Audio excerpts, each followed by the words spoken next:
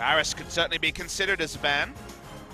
That's been getting picked up here. Def just playing it in the last one. Thing about it's gonna be the Alistar, so another support band away. And the thing about Varus is that he is a bit, you know, sitting duck to Elastic Slingshot and abilities like that when his flash is on cooldown. But he is the strongest laner, so I think KT will take him. They do lap him up with the first pick. So what's happening in the bot lane? Again, outside chance we're going to see a Ziggs bot lane. Could happen. But seems unlikely given the matchup there with the Azir. And Tristana is something that has made it through the draft.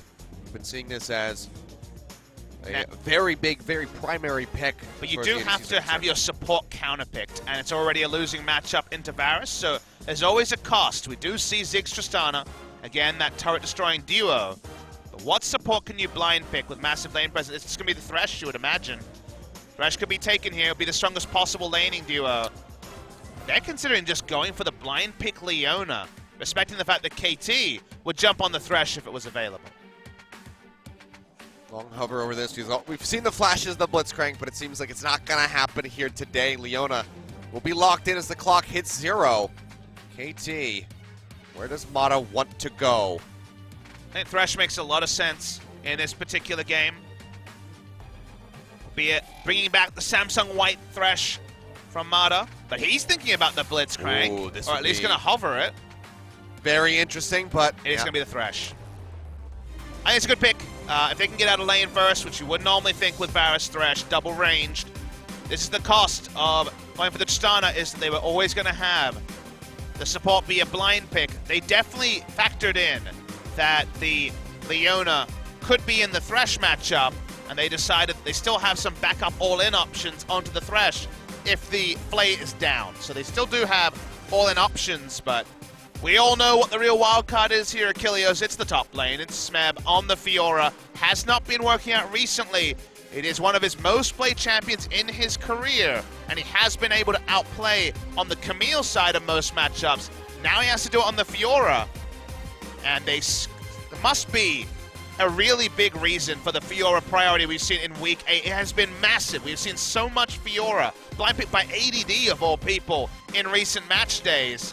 It must be working in scrims, talking to a couple of pros around the LCK. No one really has a real read on why Fiora is so first rotation. But making the Fiora work has embarrassed quite a few teams. If it embarrasses KT, their hopes and dreams for second place are all but gone. I mean, we're concerned. The audience audibly gasping at the lock-in. Smeb has a lot to prove after his most recent series with that Fiora in the top lane. Less stiff opposition here with Crazy, but he's back on the Camille. He already showed us that he can play this to a T in game number 1. Very nice win rate on that one, but now score. Making a very swift arrival here to the top side of the map. Gets the Arctic Assault charge off, slows him up with the red buff, flashes in. They'll freeze them, they'll go in underneath the turret very aggressively, and they'll get first blood yet again. And that's one way to approach the matchup. Previously, we'd seen the Fiora not get any jungle assistance. Very, very early assistance. Smeb invests his flat for it. For the grab, and yeah, double TP. This is cool, so they went double Unsealed Spellbook, and they want to end the laning phase right now. Ghost is coming in, just tries to pin him into the wall. Goes on the challenge, that's going to be the Solar Flare. He gets locked up by the Zenith Blade, gets the riposte off, tries to get a little bit of healing, flashes to the side! Oh, does he? The grab comes in, they pull him back, and Ghost will be able to snatch up the kill. Trick jumps away with the kidnap, doesn't find anything, just wants to create some distance, and Smeb's like, well, I did everything I could. Almost a legendary escape, but look, there's low members, and Yukal's here as well. Goes in, forces the flash away from Ghost. Another grab comes through, Yukal maybe looking for the play. Dream a shuffle, ready to go. Crazy gets the stun, and they're going to re-engage. Ultimatum comes down, he pushes him out. Yukal stays alive, dodges out on that Mega Inferno Bomb, takes a Dark Passage over to the side, gets back underneath the turret, and he will stay alive here for the moment, but manages to take out Trick.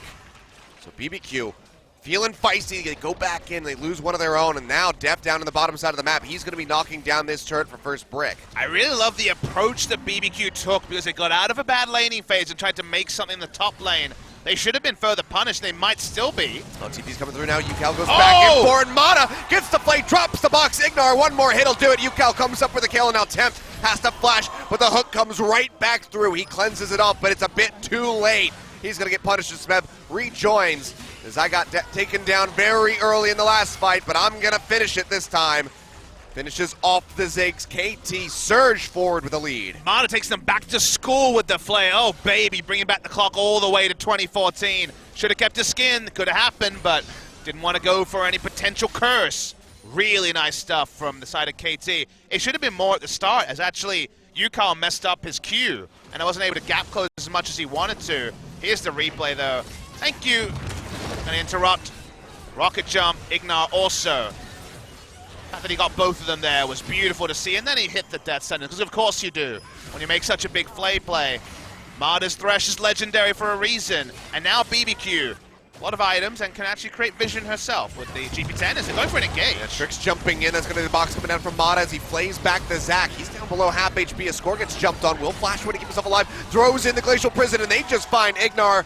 Yet again, BBQ, they try to pull the trigger, but KT has the answer. And able to disengage fully the damage from the Ziggs ultimate as Mata had already stepped back. Puts out the Lantern, no damage onto Deft. And Smeb is just casually going to be pushing into the tier 2 for a little bit.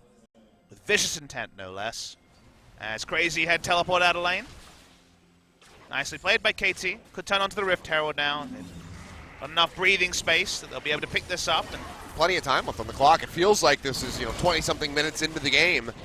But it's still rather early with this Rift Herald buff. I say buff, but with the trinket, the summon there, they could break down that top turret, just accelerate the pace of this game even further.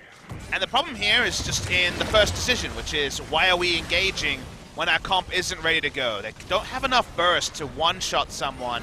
Deft and Mata and Score started this full health. They just turn onto the Leona.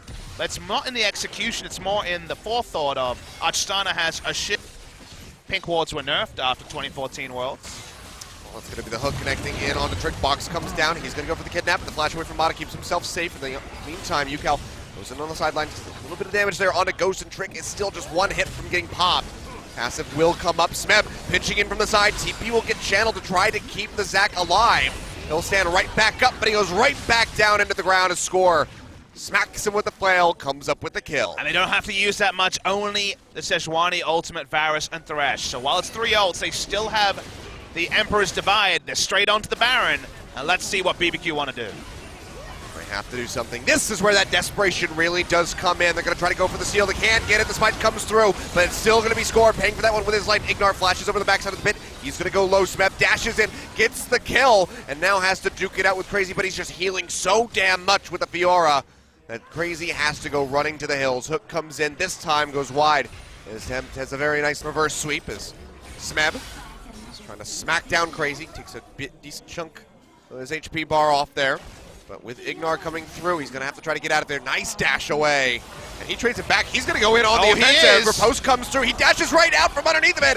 They get in front of bomb. Not going to hit. Now just turns in, looking for Ignar. He'll get locked up. Still is going strong. Almost kills 2. And in the meantime, he's distracting all the members of BBQ. All 3 people down to the bottom side to try to deal with the Fiora. But Smeb doesn't give a damn. The rest of his team, they just take an inhibitor. And on screen, we finally see why teams love the Fiora. He didn't kill anyone. He killed BBQ by ensuring that 3 people wasted the better part of 40 seconds on him while there was Baron buff. And the rest of his team just rolls through. They take an inhibitor.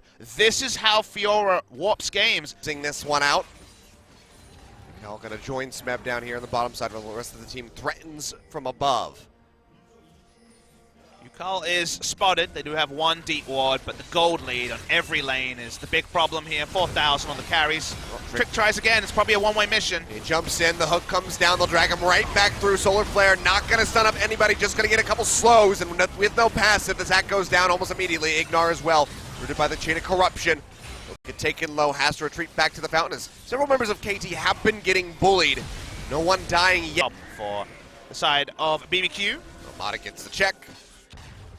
Pretty sure at this point he is just welcoming Trick to jump in because every single time he's got the flay ready to go. Comes this time, there you go, flays back, but he's going to get caught by the Solar Flare, and Mata might actually get punished. Flashes away as he drops the box, but he's still going to go down, but he trades his life in for Ignar. A nice exchange as far as he's concerned because his team, for the most part, still going to be alive. Yukal does die, but Smeb's here. He takes down Ghost. They'll jump in. They'll get rid of Tempt. Deft and Smeb, all the damage that KT could possibly need or want. We'll go ahead, claim the lives of everybody on the side of BBQ, and in 30 minutes, KT will complete game number 3. They'll take this series and they keep their hopes alive for second place. They would have won at 4v5, but Smeb comes in, he wants the kills, he wants to guarantee the victory right then for the side of KT Rolster. They do overcome BBQ, but their game score gets worse, and we'll have to do some quick mental calculations during the interview to really understand how much of a chance KT has to come back if results go as expected. KT will play Afrika in the final series.